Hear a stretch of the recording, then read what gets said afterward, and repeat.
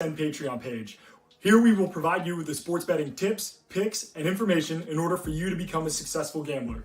We have 5 packages that I think really do an incredible job of providing the information tailored to you, what you want, and what your sports betting needs are. For more information, reach out to the TWSN team, but we have a ton of stuff coming your way. Content from fantasy football, sports betting for UFC, NBA, NHL, and of course the NFL. We are so excited to be able to bring this service to you, and let us know if there's any more information you need.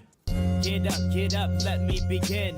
This is TWSN. You ain't heard about us yet. Well, you better know now because it's the place that it all goes down.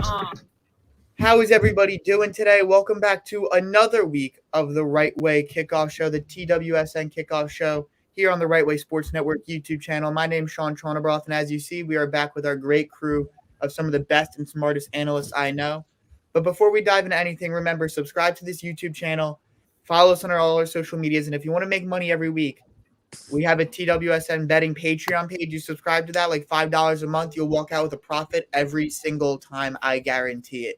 But with that said, let's dive right in. To start off today, we have the Carolina Panthers at the Dallas Cowboys. The Cowboys are 4-point favorites, over under a 51.5 last time I checked. And Chris, I'll kick this one off with you. What are your early thoughts on this Cowboys Panthers game? I mean, it's definitely, I think right now it's going to be the Panthers' toughest test of the season. Right now they're undefeated. And there's a lot of people in the media, a lot of people, fans saying that, like, well, the Panthers haven't had a tough test yet. It's going to be their toughest test. You have a really good offense in Dak Prescott, great offensive line with the Cowboys. They can run at you with Ezekiel Elliott, Tony Pollard. CeeDee Lamb is there. I believe Amari Cooper is there. I don't know about Michael Gallup. He might still be banged up, so I'm not sure if he's going to be ready to go. But this is going to be a top-tier offense for a team that just picked up C.J. Henderson, see what he can do in this game for the Panthers. If I had to leave one way, I think I have to leave the Cowboys here. I think their offense just might be a little bit too much for the Panthers. It's going to be, like I said, it's Panthers' first real test. So I don't see them going over in this one, but I think they could at least keep it close. All right, I'm going to kick this to Max. Max, I have a specific question here. Over under 51.5. I'm looking at a Panthers offense that doesn't have Christian McCaffrey. Robbie Anderson has been completely obsolete through the first few weeks of the season. I'll be honest, 51.5 feels like too much of a stretch here. It wouldn't shock me if this Panthers offense really sputtered this week and struggled.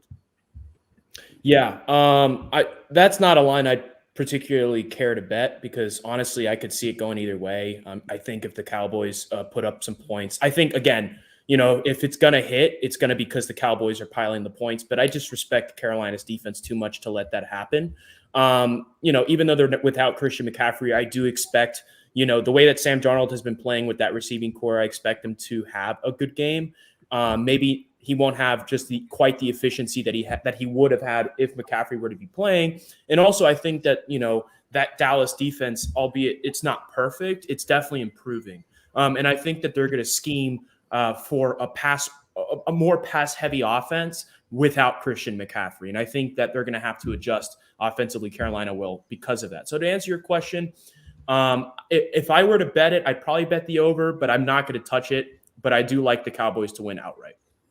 And Marissa, what are your thoughts on this game? I like the Cowboys in this one. Everyone's hitting on the offense right now, but the defense for the Cowboys has looked really phenomenal as well. Micah Parsons, again, had a great week last week.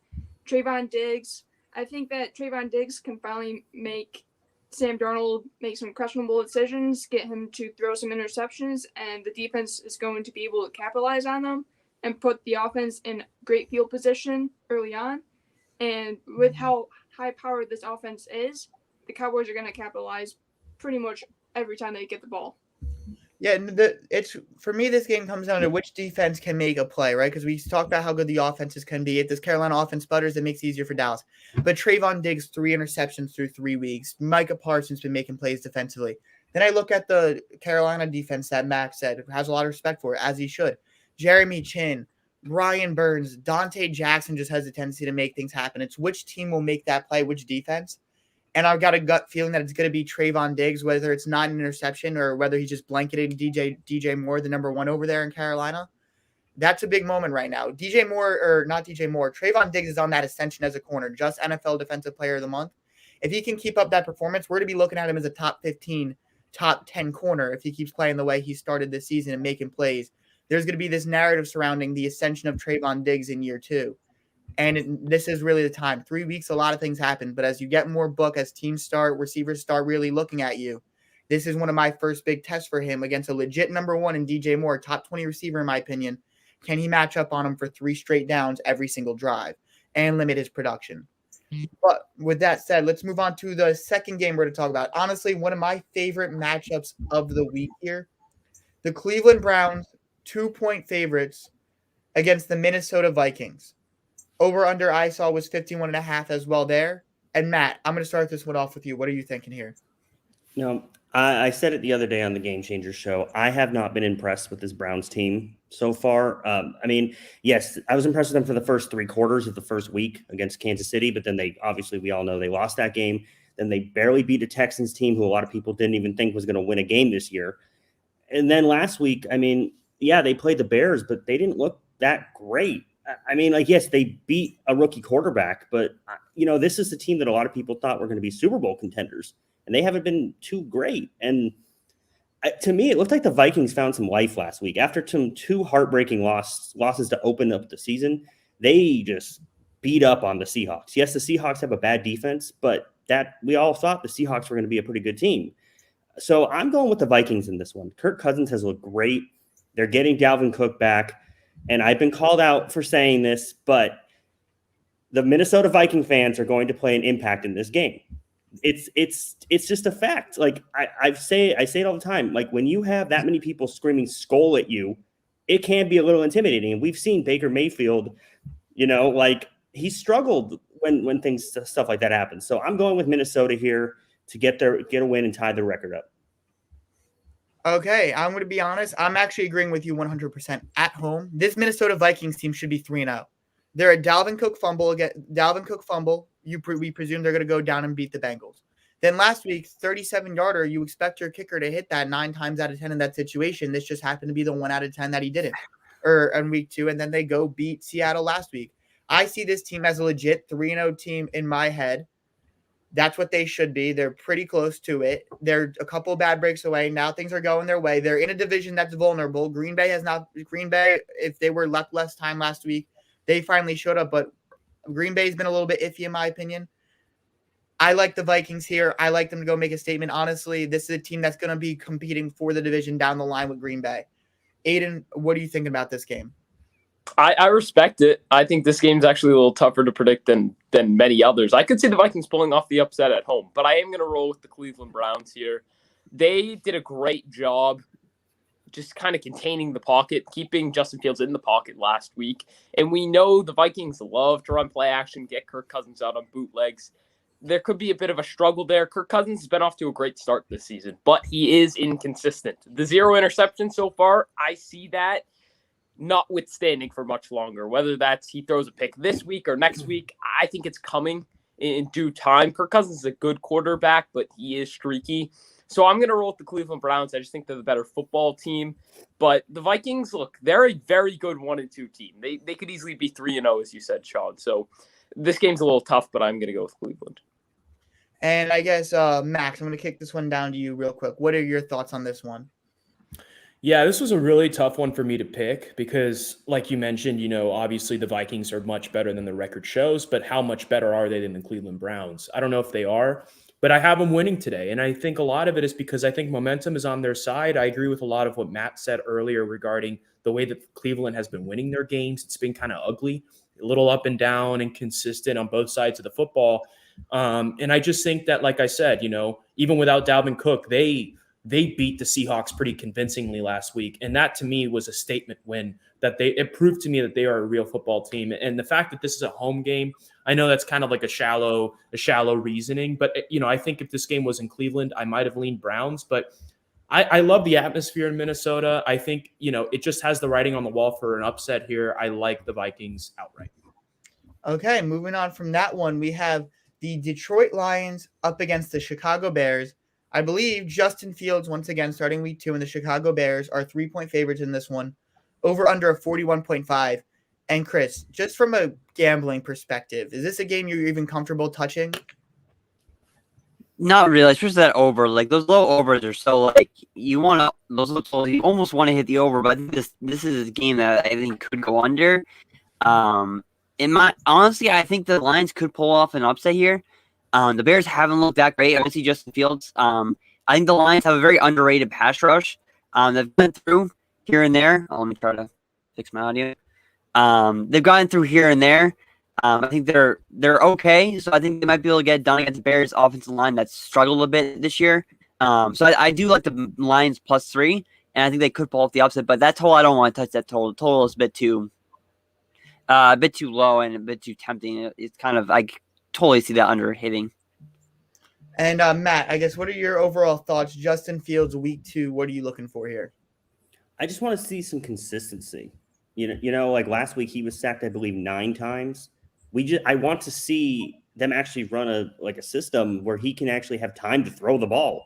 You know, granted, he did look to run some of those sacks, but that was a really bad performance against the Browns in his first ever, start.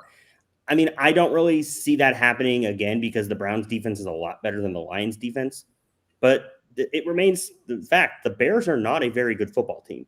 I know they beat the Bengals, but that was more on the Bengals messing things up than the Bears actually winning the game. And I really like what I've seen from this Lions team. I know they're 0-3, but they fought in every single game. And honestly, they probably should have beaten the Ravens last week without on that 4th down call where the Ravens didn't get the ball off in time, and then it took a miracle kick to win. But they fight, and I think they're going to break through today. I think the Lions are going to get their first win against a division opponent, and Dan Campbell is going to finally get to eat some of those kneecaps with this win. Yeah, I actually agree 100%. I think the same thing. I have the Lions actually winning this one. My biggest question is, can you get to the quarterback? Really, can you actually get in there to frazzle Justin Fields? Because they just released Jamie Collins this week. Yeah, that was arguably their best front 7 player right there, a guy who could really make an impact in multiple facets of the game. So can they be just as productive? But still, I feel like honestly, Goff is a more prepared, ready QB. Really questioning Matt Nagy as a head coach right now. He's on my personal hot seat. If he loses this week, to be honest, I'd be ready to can him, but that's kind of one of the things you got to look at. It's one of the weird things of the sport. But with that said, let's move on to the Texans and the Bills. The Bills are 17.5-point favorites. We have an over-under of 47. And Marissa, our Bills beat writer here at TWSN, I guess give us the full breakdown for what you're looking for today. So I'm looking for it to actually be a run-heavy game because right now the weather in Buffalo, it's very rainy, not great conditions. And that makes a perfect scene for Mark Ingram to run the ball a lot for Houston because I haven't seen anything great out of Davis Mills yet. And him not having great chemistry with the receivers other than Brandon Cooks, him trying to throw the ball in wet conditions, I don't see him having much success. Now, on the other hand, with Josh Allen, I can see him throwing the ball a lot. I think this is a breakout game for Stephon Diggs, finally for them to have that established connection. I could see them putting up maybe 3 touchdowns today, but I do see them also relying on the run game because they have it established with Singletary getting the yards, and then in the red zone, seeing Zach Moss come out and really punch it in for a touchdown or 2. So it's going to be a really run-heavy game, and the matchup that I was looking forward to before the rain is going to be Tre'Davious White covering Brandon Cooks because Brandon Cooks has been Davis Mills' favorite target to go to. Not even just Davis Mills, but Tyrod Taylor as well when he was in, which is why Brandon Cooks is 3rd in receptions and 3rd in receiving yards this year. So I'm really excited to see how Tre'Davious White can slow him down.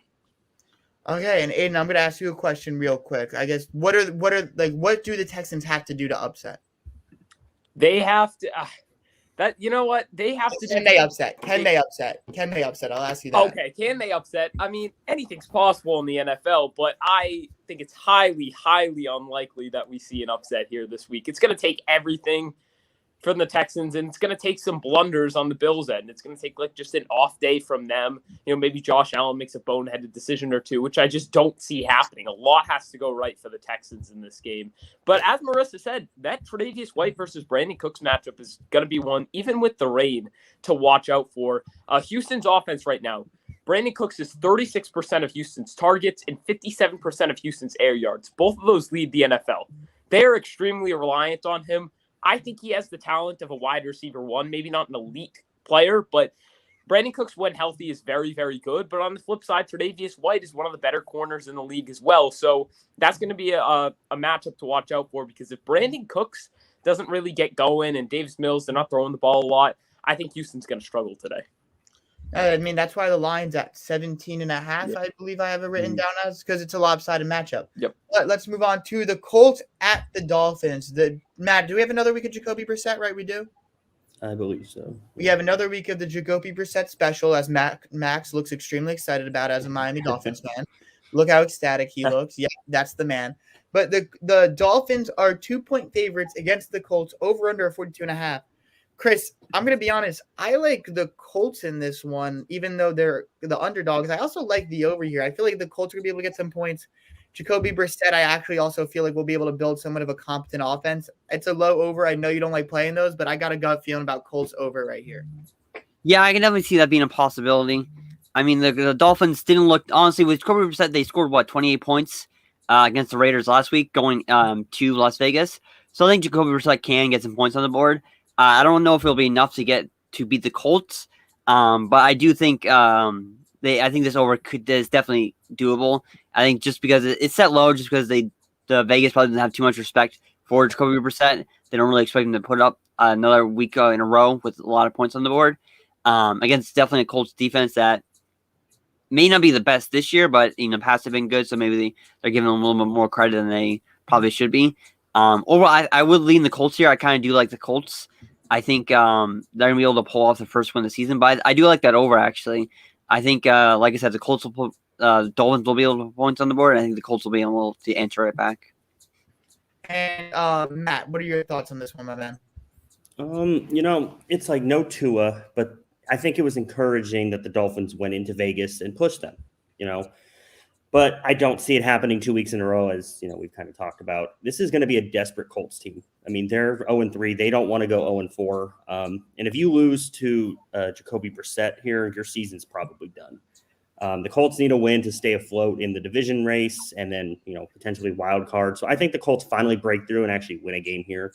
I think the Dolphins might make it a closer game than, some people might want to look at, but give me Indianapolis in this one. Amen, brother. And Aidan, what about you, my man? What are your thoughts here?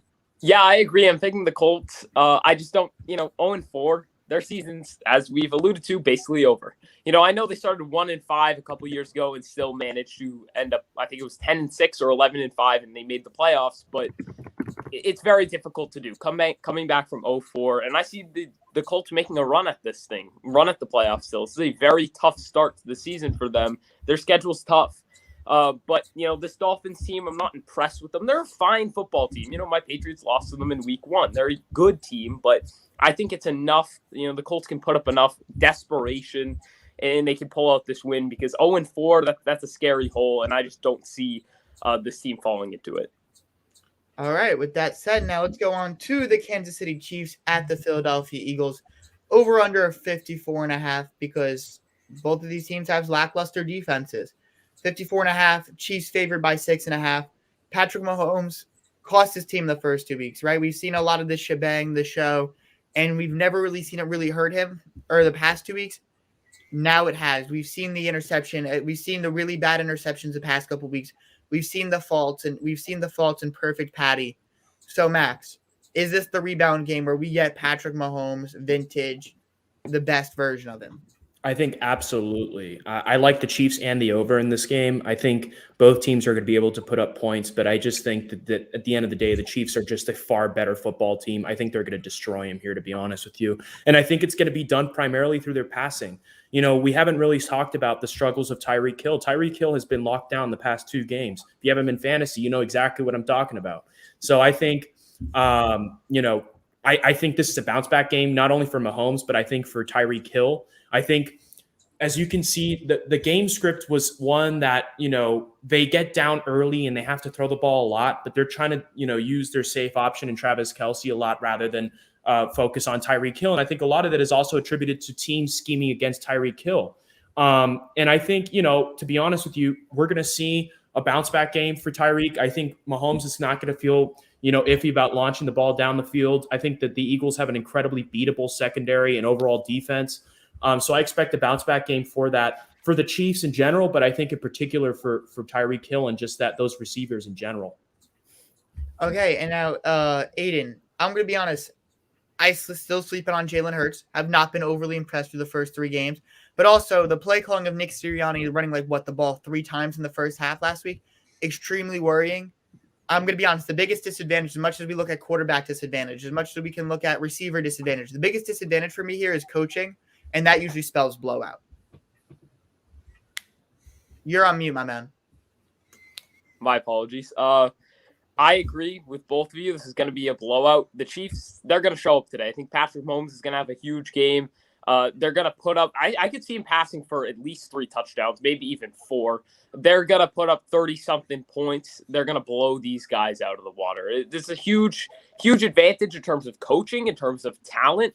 Maybe defensively they're a little closer, but the Chiefs are going to put up a lot of points. This Eagles team, as you said, they ran the ball, 3 times? Miles Sanders had 2 carries in that game. That was stupid. It was ridiculous.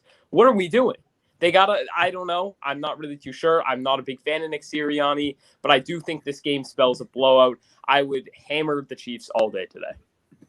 No, I completely agree, as you know. And with that said, let's move on to the New York Giants traveling down south, taking on the Saints. The Saints are 7-point favorites.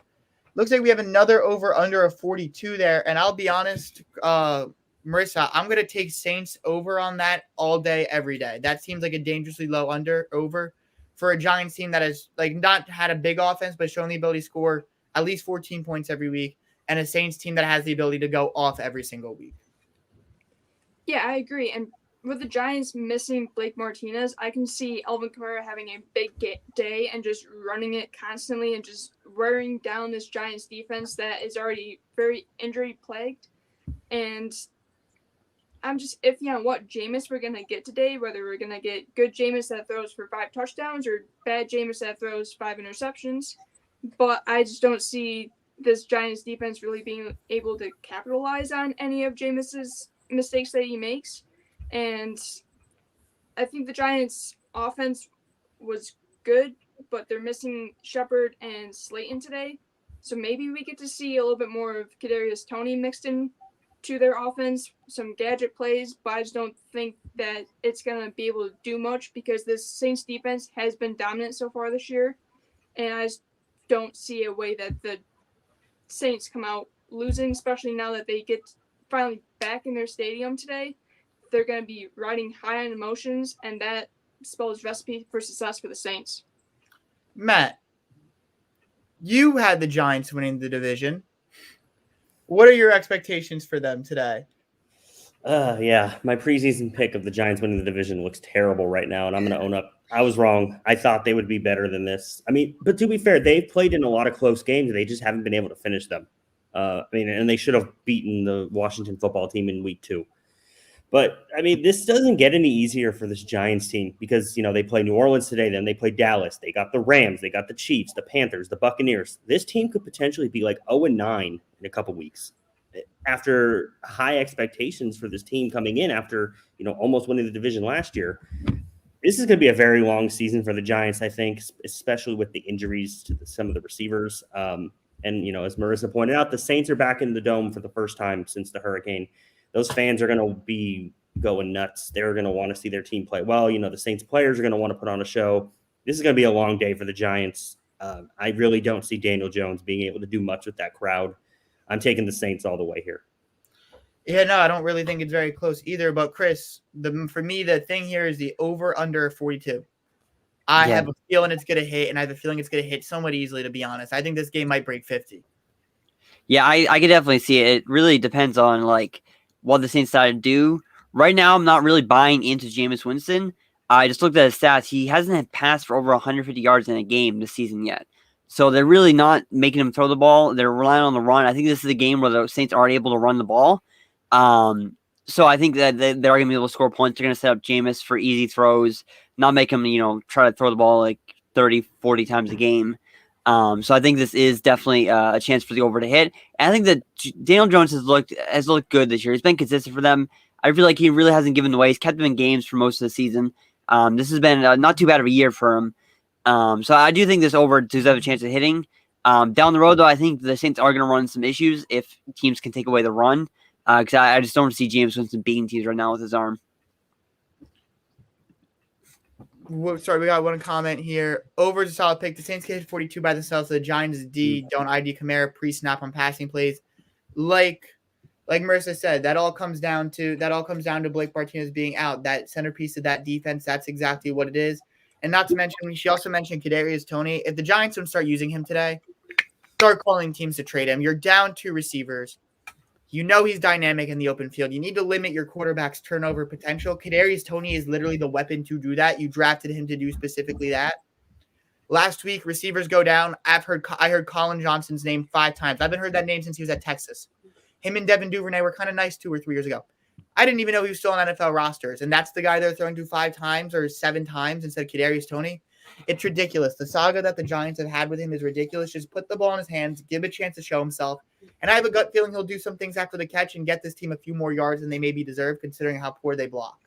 But now let's move on to the Tennessee Titans facing the Jets. The Titans are obvious favorites in this one. Over under of 44.5. And Marissa, Julio Jones out, A.J. Brown out. How is this offense going to look?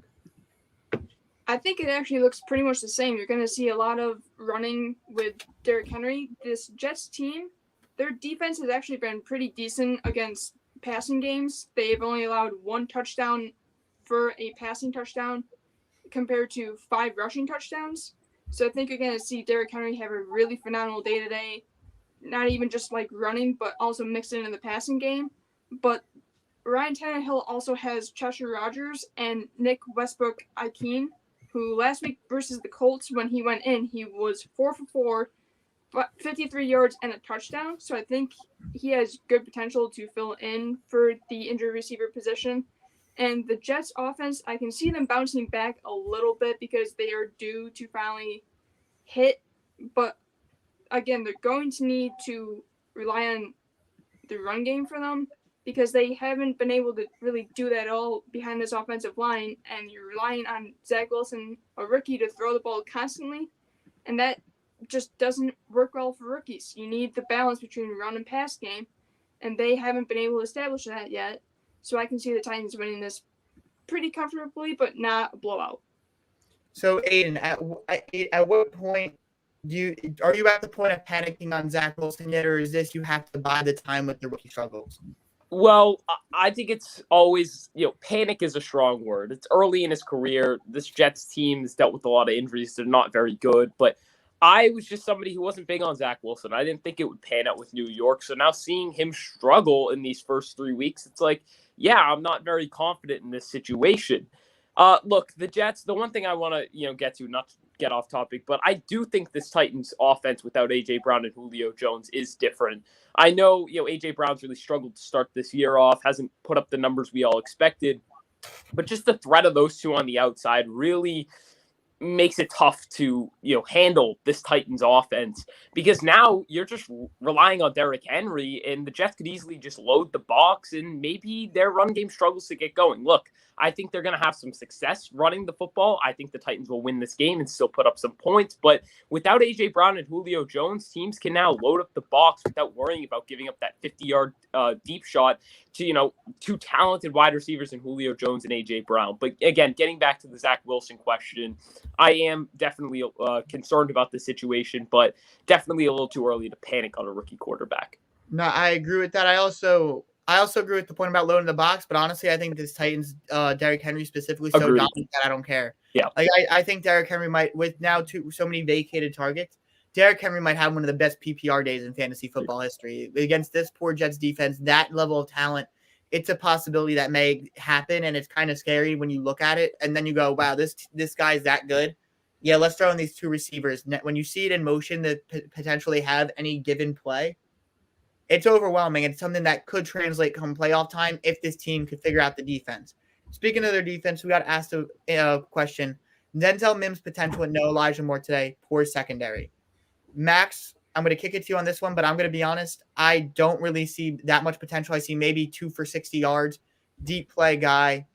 No, offensive line still can't block. First game back in a while. I'm not a huge Denzel Mims guy, if I'm being honest. Yeah, I mean, the whole thing is Denzel Mims hasn't really had a lot of reps for the Jets yet.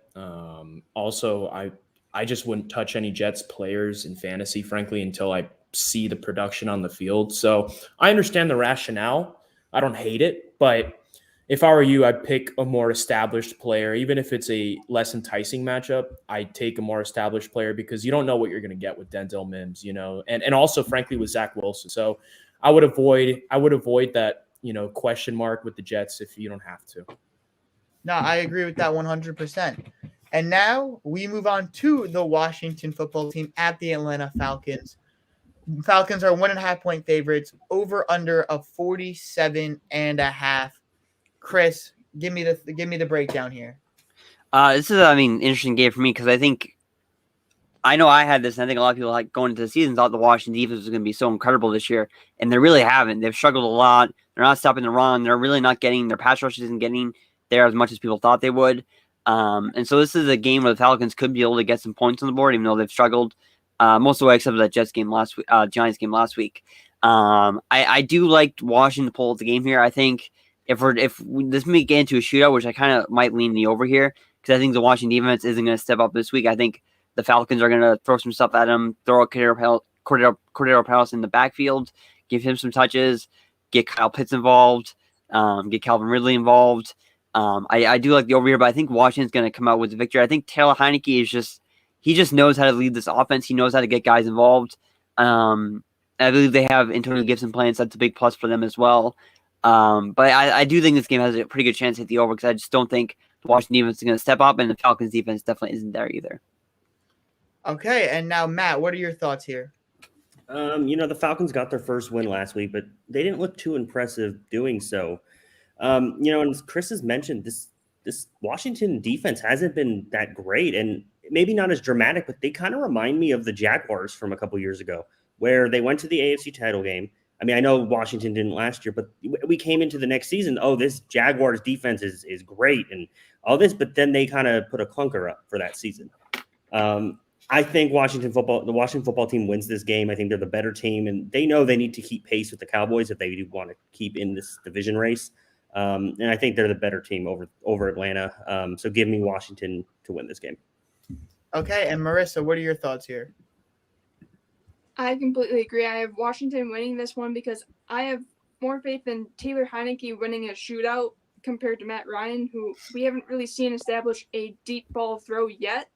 And I just think Taylor Heineke has a youthful aura about him, and he can get into those shootouts, get the ball to Logan Thomas, check downs to Antonio Gibson. They are getting Curtis Samuel back, which is another receiver that the Falcons defense that has not looked too great is going to have to defend, in addition to Terry McLaurin. Washington has the weapons, and they have the defense that is due for a game to finally look like what they did last year with how much potential they have put into it. So I just don't see a way that the Falcons can finally find that rhythm that they need to keep in the game with Washington. I'll be honest, I'm actually taking Atlanta here. I'm going to take the veteran quarterback. I feel like the Falcons are due. Like the Falcons got a lucky win last week. I feel like they're riding in a little bit of feeling like, okay, we lucked into one. Now that you get the first one off the back, maybe one or two more start coming. To me, this is the biggest test of Arthur Smith's coaching so far. Can he really out-scheme Ron Rivera, get points? But I think secondary is weak. I think Calvin Ridley's going to do his thing. I think we finally see the emergence of Kyle Pitts. We talk about, rookie tight ends. He's not a tight end. He's a pass catcher. I'll say it every single time. They split him out wide a decent amount. You're going to finally see your Kyle Pitts. You're going to see your Calvin Ridley breakout. And you're going to see the versatility of Cordell Patterson there. And I'll take the veteran guy over Taylor Heineke. I go with experience when it matters, and especially when the younger guy is a backup QB. I just don't. I get it. I get all that this pass rush can do. I get that this offensive line isn't great. I'm going off a lot of gut feeling here, but crazy things happen in football. Falcons, for me, that's the team I'm going with this week in this one. But now let's go on to the Cardinals and the Rams. arguably game of the week right here. 2 NFC West divisional opponents really came out strong so far this season. The Rams are favorited right now over under 54.5 max. What's the go-to here? I love both of these teams. I've been on the record saying in the past that I think the Cardinals are a top 5 team in football. I know they didn't look great against the Jaguars, but I still maintain the fact that I think they're a top 5 team in football. They may not blow teams out of the water every game, but if you get a win and you can manage to win on a consistent basis, that's all you need to do in the NFL. It's not even fashion of winning. This is not college football. It doesn't matter if you beat a team by 3 or by 25. But I am going to take the Rams here because I do think the Rams proved last week they are the best team in football at the moment. I had them against the Buccaneers, and they destroyed the Buccaneers, to be frank. I think that defense is still improving. I think they have the potential to be the best defense in all of football, and I think they're just getting better week by week. Also, I just think that that offense, I don't know if there's any answers in the secondary for the Cardinals for Cooper Kupp or even Robert Woods. We haven't heard too much from this week. I think Matthew Stafford is going to prove that he should be indeed right in the thick of things in the MVP conversation this year. And I expect the Rams to win a very competitive game. I think it will be competitive. I think these are 2 very strong football teams. But at the end of the day, I think it's going to be one of these where it's a back and forth until the fourth quarter. Middle of the fourth, you're going to see the Rams kind of take it from there and win that football game. So I'm going to go Rams. Okay, and I guess Chris, what are you really feeling in this one? Any chance you're seeing a Cardinal statement? I do agree with Max. I think it is going to be back and forth. I think it really could go either way. It's going to come down to, I think, who can get a stop. I do like the Rams' chance to get a stop better than I like the Cardinals' chance. It'll be interesting how the Rams defend Kyler Murray, though, because this is definitely a much tougher quarterback to defend than maybe they faced all year. Just him being so mobile, if Aaron Donald gets pressured, he can maybe get out of the pocket and get away from him. And the Cardinals do have a plethora of receivers. They have so many guys you can throw to. You expect DeAndre Hopkins is going to be shadowed with Jalen Ramsey, so that probably opens up Christian Kirk to get involved a lot more. Maybe we see Rondale Moore have another breakout game. So I think this Cardinals offense is going to be able to score points. And I do think this Cardinals defense is going to be able to limit the Rams a little bit. This isn't going to be a cakewalk for the Rams like they've had all the season. But I do favor the Rams here. I think they'll be able to get that one big stop towards the end that will give them the advantage. Okay, and I'm going to go Matt here. Matt, I'm going to be honest with you. I'm taking the Rams here. I'm taking the Rams to cover as well. As much as I like this Cardinals roster and I love a lot of the pieces on it, I still doubt the coaching. I don't doubt that Cliff Kingsbury is a good coach. I doubt that he can go up with the likes of McVay, Carroll, who's the other, Shanahan. I think he's the 4th best coach in that division, and I think it shows today. Yeah, I agree with that. I have the Rams in this game. They were my preseason Super Bowl winner, and they showed me nothing to sway my pick on that. As Max said, they demolished the Buccaneers last week, and I had the Bucs winning. So they really impressed me. Matt Stafford looks like he's been with this Rams system for years. It's like a perfect fit already. And, we all thought it would be, but just the fact that they've already gone out in 3 weeks and executed this Rams team is legit. I don't care if they have to go on the road, they home. This Rams team might be the favorite in every game they play this rest of the year. This team is really good. I'm going to take the Rams over the Cardinals today. I think Kyler Murray throws a late interception or something, and the Rams seal it. Okay. And now we go to the other NFC West matchup. Things happen to work out for us sometimes. We have the Seahawks going up against the 49ers. 49ers favored in this one. And Marissa, this is also one of those games where I'm looking for a statement from either of these sides. 49ers lose a heartbreaker last week. Can they rebound? What are your thoughts here? I don't think they can. Last week we saw the 49ers offensive line allow so much pressure on Garoppolo. They just really couldn't slow down any pressure that they were getting to him, and he didn't fare too well underneath of it. But then again, Seattle's defense has been running a lot of soft coverage, and I could see Deebo Samuel, Brandon Ayuk, George Kittle having big days going across the middle and just exposing their weakness there. But I have Seattle winning this just because I feel like they know that if they don't win this, kind of like the Colts, if they don't win this, they're in a bad situation going forward because this division is so competitive with each other and highly explosive this year. And I'm just leaning Seattle also because I trust Russell Wilson to make bigger plays than Jimmy Garoppolo in times that he's going to need to this game, because he knows that this defense isn't one that he can rely on. So he's going to pretty much carry this team on his back today. And I guess, Aidan, right here, my man, what are your thoughts here? What is really going to be the difference maker? I'm going to go with the Seahawks. I think the difference maker is going to be Russell Wilson. And how does he, this offense is so reliant on him. Their offense is just, it's almost like they just rely on him to just make some crazy plays for 4 quarters. And that's why they're so inconsistent. I think that's why we see this offense fizzle out. But I think it's going to be successful today. The Seahawks know they need to win this game. I think this is a very important game for them. This division is so difficult. So every divisional matchup is just going to be a big one. It's, going to be under a magnifying glass.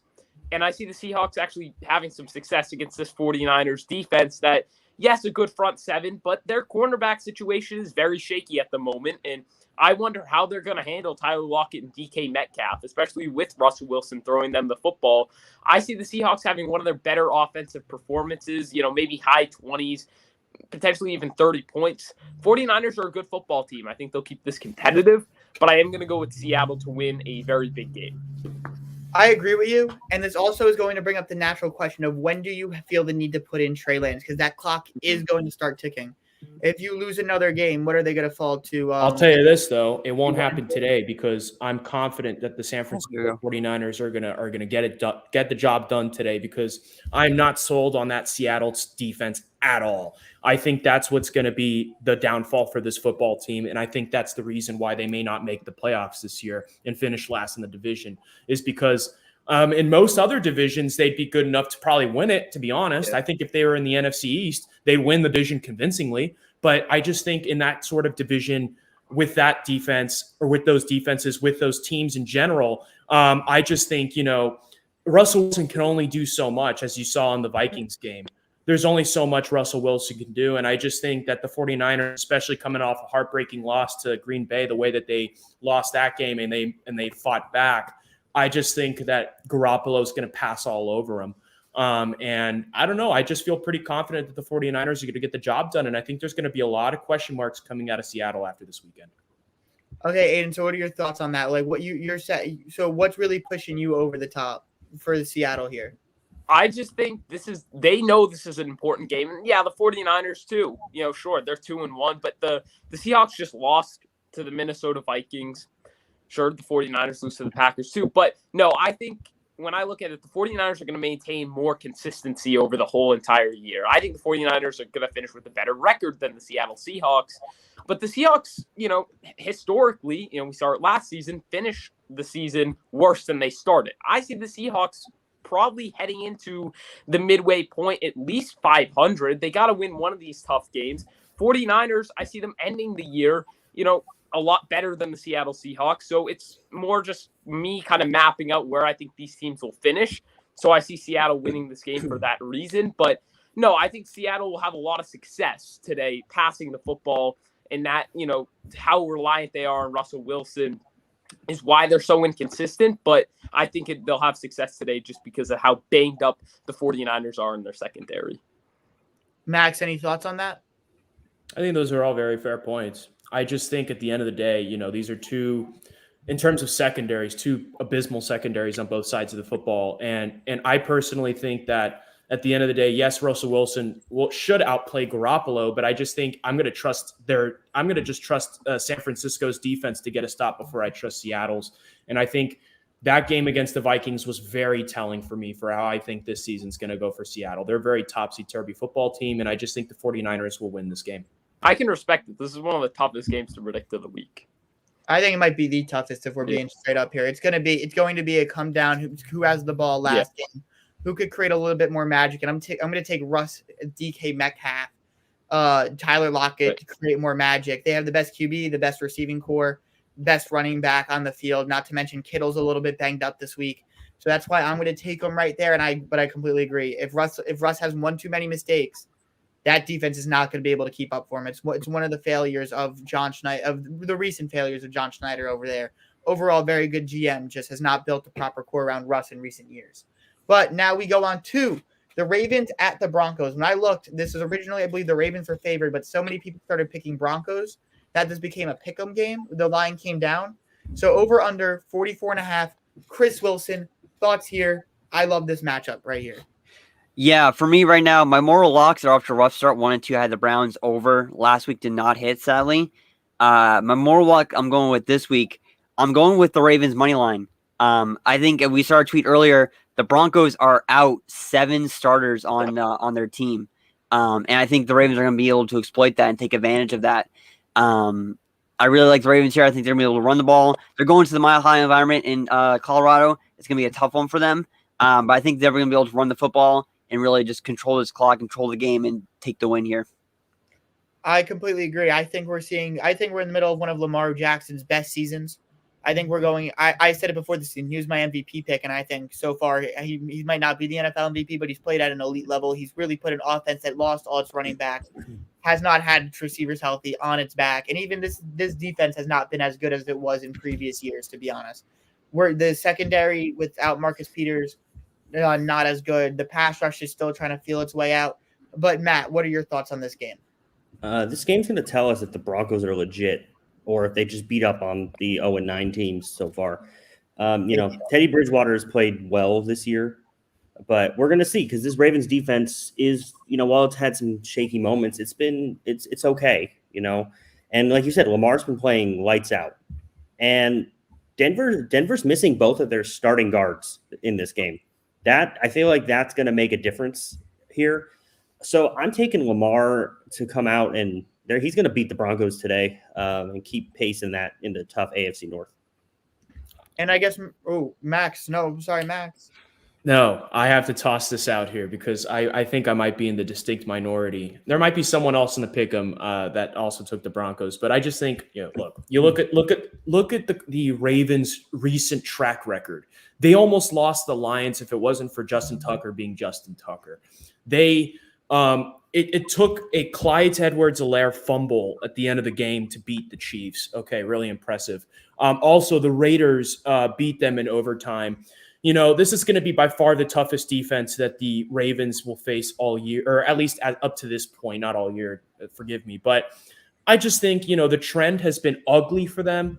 I think it'll be competitive. I think the line is very spot on. I think it's going to be a really, really neck-to-neck game. Could be anybody's football game. But I think, look, people are overstating this whole, they beat on, 0-9 football teams. I think the Broncos are a good football team. I think Teddy Bridgewater has done great things there, and I just think the trend will continue. I think it's going to be another close one for the Ravens, but at this point, I just don't know if they're going to win this one. I like the Broncos. See, I get what you're saying, and I'm not really overly impressed with the Broncos. I'm not in love with Teddy Bridgewater. They have no pizzazz about them. They have none of that thing that puts them over the top. Right? When you talk about the pass rush there, Lamar can extend against any pass rush. It's will the receivers get open. If you allow Lamar to run crazy, this defense will get undisciplined. And I will take the coaching of Harbaugh over Vic Fangio pretty much any day of the week. You're saying, we look at the track record. I get that. This team knows how to win ugly. That's the track record for me. The track record is how to win ugly, and that LA game was crack. That Monday night game, I don't know what happened. I still can't fathom it. Honestly, John Gruden took a penalty and still somehow had the smartest move of the day. It was one of the craziest things ever. But this team knows how to win ugly. Going in a Mile High, I think they're going to look to play ugly. They're going to bring a lot of pressure to Teddy Bridgewater, and they're going to force some mistakes out of him in the process, in my opinion. And that's what's going to change this game. Yeah, well, let's also not forget that Marquise Brown dropped 3 touchdowns last week. Right. If he doesn't drop those, they blow out the Lions. Then they don't need Justin Tucker to kick the miracle kick. That's why I'm going with the Ravens. I just think they're a better football team than the Broncos. No, I agree with that. I guess, Max, I sit here, I'm still sleeping on the Broncos. I'm believing that 0-9 narrative, kind of. I think they're a decent football team. I think they're an 8-9 win football team. I just don't see them, over a 16-game slate being able to keep up with the Chiefs, with the Chargers in that division. I'm not even sure about the Raiders, to be honest. I think that's going to be a nice fight for third in that division. What is different about the Denver team to you that I am missing? I understand where you're coming from, and I think at the end of the day, the Ravens, when we look back on the season, the Ravens will be a better football team. But I just think I'm talking this game specifically is a trap game, and it has trap game written all over it. I think people are not counting the Broncos for the reason that you guys were mentioning, and I think it's valid. I'm not saying it's not. I just think it's a little overplayed. I think you need to have a little bit more respect on that team. I think the Ravens, also let's mention Lamar Jackson hasn't been in practice for 2 days of the week. He's been dealing with some lingering injuries. He's been in and out in terms of health. So I think that plays a role. I think also in general, Mile High is a tough place to play for any football team. I think the Broncos have a really good atmosphere, and I just trust their secondary to get the job done against those receivers. I mean, Marquise Brown, everyone makes the point, Marquise Brown dropped 3 touchdowns against the Lions. I don't care. There's no excuse to have a 66-yard field goal determine your game against the Lions. That to me is a really, really telling result. And I just think, they know how to win ugly, and I think they're a good football team, but I don't know if they can pull that sort of stuff off against the Broncos. I just think it's not a matter of an overlooking the or looking at the Broncos long-term and saying they're better than people think. I think it's really just specific to this game. I just think the matchup is perfect for the Broncos. I think they're getting the Ravens at a good time. And I think a lot of people are sleeping on the Broncos, and I think the Broncos are going to use that as motivation to make this really competitive. Okay. No, your points, as always, Max, more than valid. We're going to agree to disagree and then expect a text from me later when the Ravens win. With that said, let's move on to the Steelers at the Packers. The Packers are favorites here, over under a 45.5. Chris, I'm going to kick this to you. I know the Steelers have all their guys back this week. I still just don't think it's an overly very good football team. I think the Packers are a good football team because of number 12. Yeah, I mean, the Packers, they had that one bad week at the start of the year against the Saints. I think that was that they just got punched in the mouth. They weren't, fully ready. I think there was some rust in there with Devontae Adams, Aaron Rodgers, and the rest of the team with Aaron Rodgers not getting enough practice reps involved throughout training camp. So I think that was definitely one where they got it. But now we're going to Green Bay here. It's going to be a tough environment for the Steelers. They're used to kind of I don't think it's going to be too cold. We're still only in the start of October, so not there's going to be too much of a factor here. But I do like the Packers. I think the Packers have the better team. They are missing Darius Smith, I believe. I think he's out, maybe out for the year as well. So that's going to be a tough injury for them. But I think on paper, still the Packers are better, even with the Steelers getting some guys back from injury. I don't know if I want to touch that spread, because I do think the Steelers might be able to get some points on the board, and maybe we'll be able to keep it closer. Maybe the defense will get some stops. But I still like the Packers in this one. And I guess, Marissa, what are your thoughts right here? I agree. The Steelers offense has been really not spectacular this year. I think Big Ben's on his way out, to be honest, because he cannot really throw the ball other than check downs to Najee Harris constantly. And I think the Packers can limit Harris in this. And I think having Chase Claypool out is going to really allow the Packers to zone in on Juju Smith. And Johnson, I don't know how he's going to play coming back off the injury. So I just am more reliant on Aaron Rodgers as a quarterback for the Packers to be able to march them down the field pretty much almost every time they get the ball and score touchdowns after touchdowns after touchdowns. And I just don't know if I can rely on the Steelers offense to be able to put up the numbers to avoid getting into a close game. Okay, and now with that said, we could go deeper into this one, but to be honest, I'd rather go deeper into the next matchup a little bit. That is the return of Tom Brady to New England. The Buccaneers traveling to Foxborough to take on the Patriots. Chris Wilson, no Gronk, has 4 cracked ribs apparently. That's what he just said to Jay Glazer. Go check his Twitter. The report's absolutely insane because Gronk's a madman, but I'm tingly. I'm liking it. What are your thoughts here? I mean, it's going to be an interesting game. I think if anyone knows how to stop Brady, it's going to be Belichick. Obviously, it's been with him for 20 years. Knows what his strengths are, knows what his weaknesses are. The Rams just shut down the Broncos offense for the most part. So, I mean, Belichick has that on his side. He has that game film.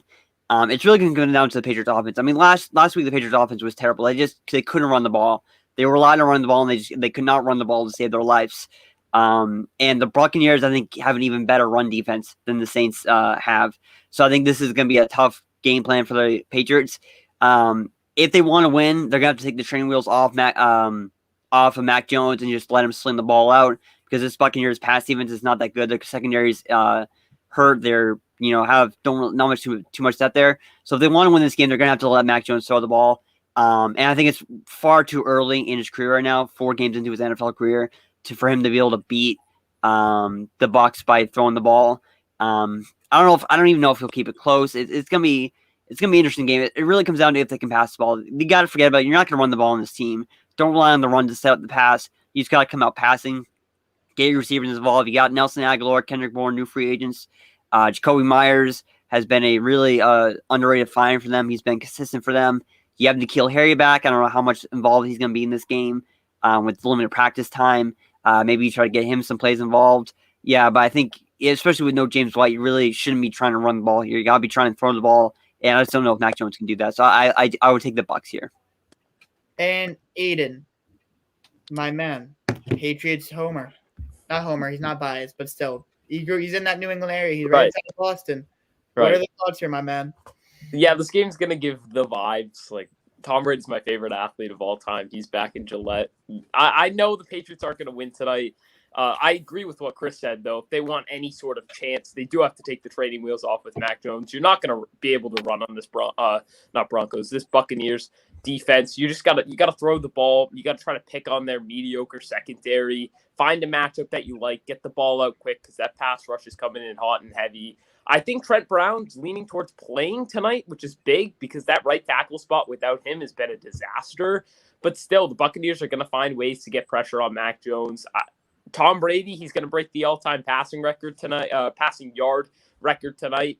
He's going to have a good game unless the Buccaneers just decide to run the ball because the Patriots can't stop the run. So the Buccaneers have some options offensively. They're going to put up points. Tom Brady's going to be hungry. He's going to get the team behind him, and the Buccaneers are going to win this game fairly convincingly. But if the Patriots want any sort of shot, they've got to throw the ball tonight with Mac Jones.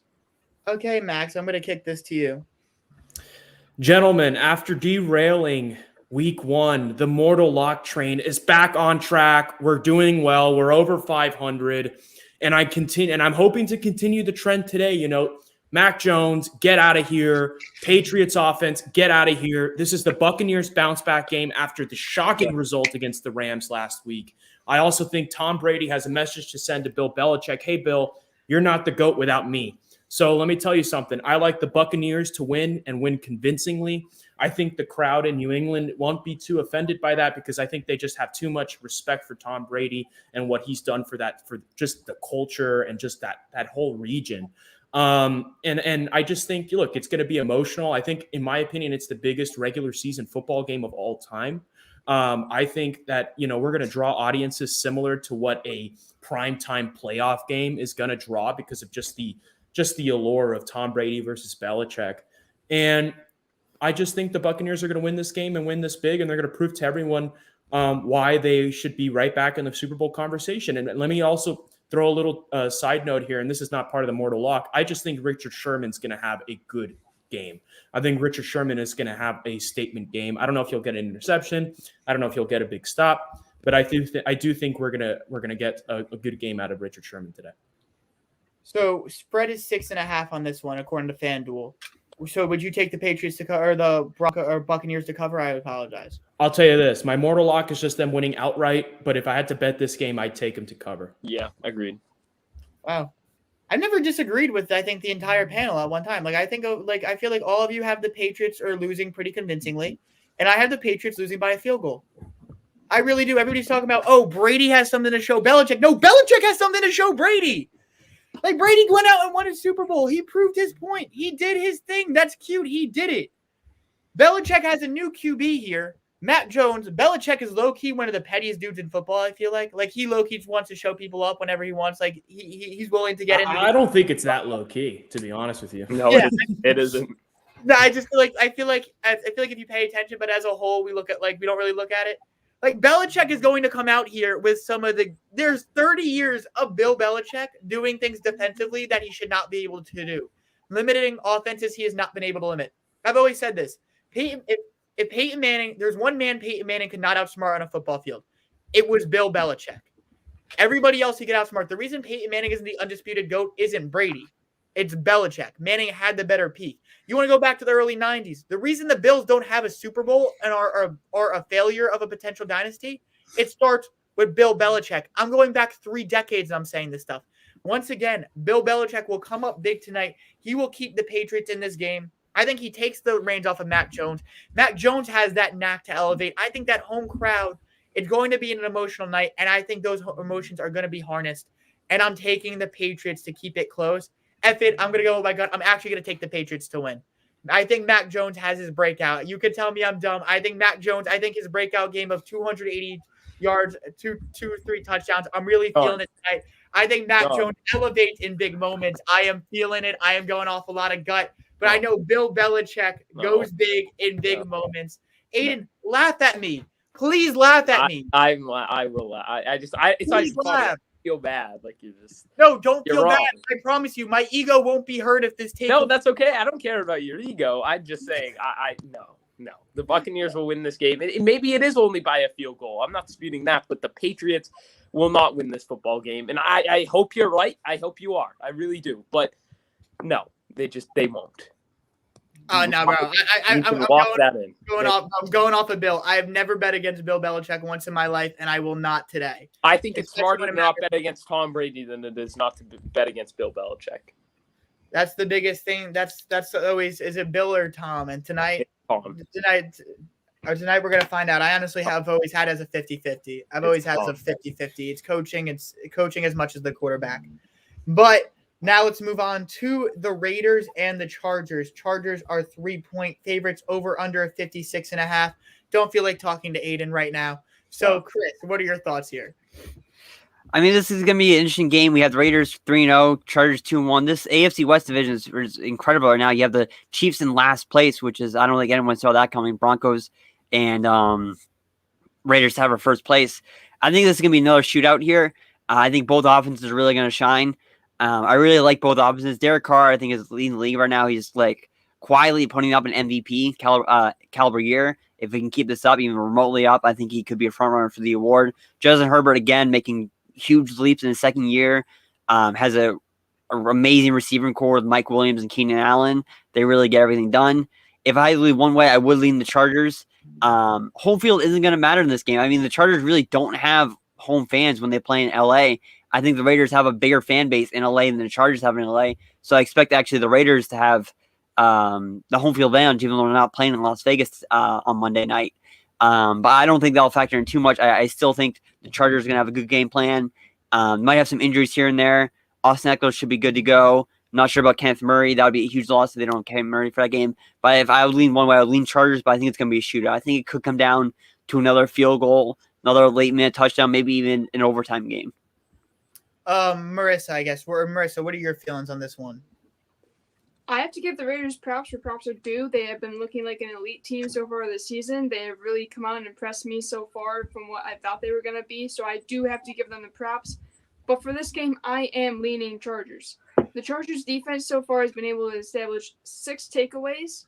And I think that continues tonight, where they are able to capitalize on Derek Carr making some irresponsible throws, throwing it into tight coverage, and them being able to take it away, put it in great field position. And Justin Herbert is leading just as equally a high-powered offense that has weapons across the board for him to throw to.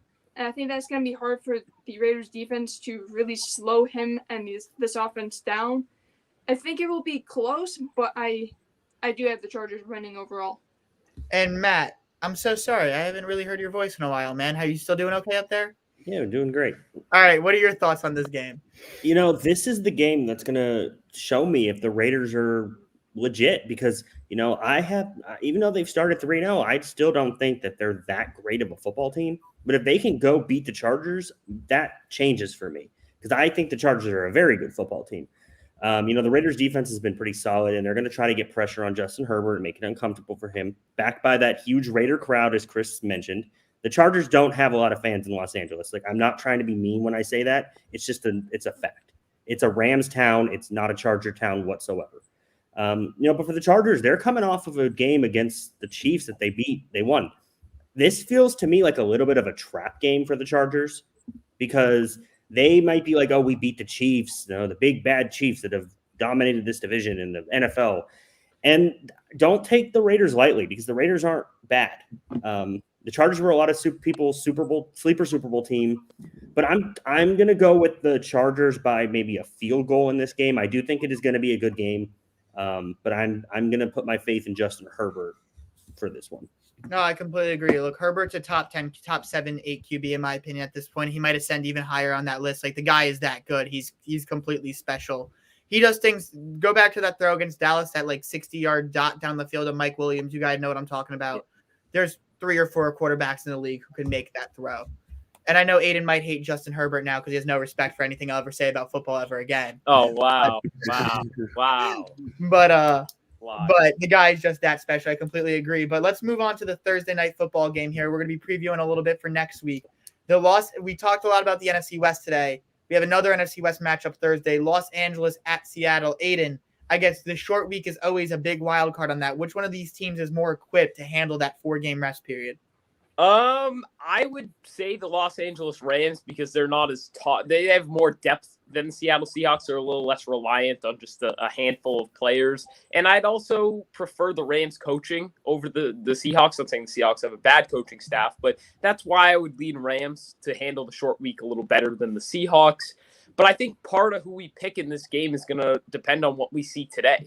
How do the Seahawks look in this big divisional matchup against the 49ers? And, likewise, how do the Rams look against the Cardinals? Because if the Rams lose this game, I feel pretty comfortable about them bouncing back and then winning next week.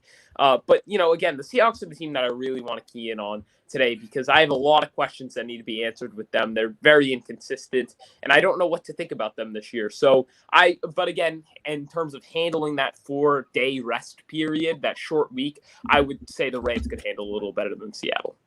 Okay, and Max, what are your thoughts for that Thursday night game? I think Aidan was spot on in saying, it really determines on how either team looks today in their respective games. Just based on gut feeling, I'm going to take the Rams. I think the Rams are going to exploit that secondary of Seattle. And I mean, I expect it to be competitive. Again, any game in that division is usually competitive, especially with those strong teams. But I'm gonna probably have to lean Rams here. Okay, and now we're going to also, since we have a London game next week, 9:30 a.m. start, the NFL was so gracious to give us the great Jets versus Falcons matchup. The primetime stuff everybody wakes up at 9:30 in the morning for. So I guess, Marissa, what early thoughts here? How much will today have it dictate your impact or your picks for next week? Oh, it's going to have a large impact because if the Jets can come out and put on a great performance and limit the Titans from making too many explosive plays, I think this is a game where the Jets finally get their first win.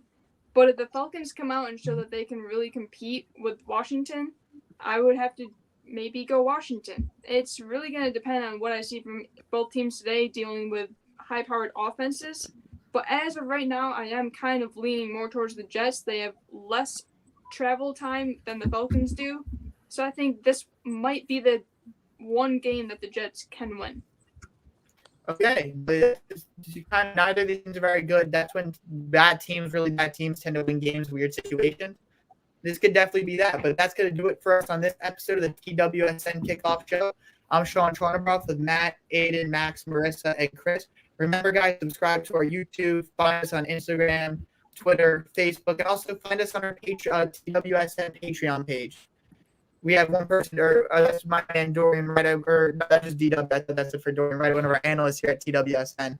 But remember, guys, keep up on our TWSN Patreon as well. But you spend $5 a month, I guarantee you'll walk out with a lot of great betting advice on there. And also check out TWSN.net for daily articles and a lot of great insight. Thank you, guys, and we'll catch you next week. Get up, let me begin. This is TWSN.